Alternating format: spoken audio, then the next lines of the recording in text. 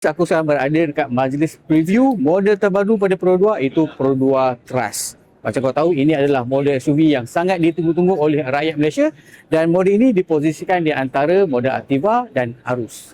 Dekat bahagian depan memang nampak sporty dengan grill berwarna hitam, lampu LED nipis, dan dekat bahagian bawah ni ada lip sebab model ini hadir dengan aksesori daripada Gear Up.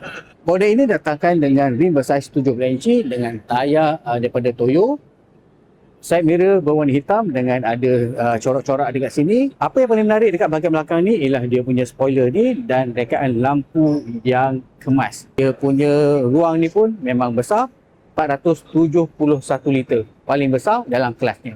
Trust dikuasakan oleh enjin 1.5 NA yang dipadankan dengan kotak gear di CVT. Penggunaan bahan api pun sangat bagus, iaitu 23.1 km per liter. So dengan satu full tank, korang boleh pergi Kelantan tanpa sebarang masalah. Trust ditawarkan dengan 5 warna menarik. Harga pun sangat cun. So korang tak payah fikirlah, beli je.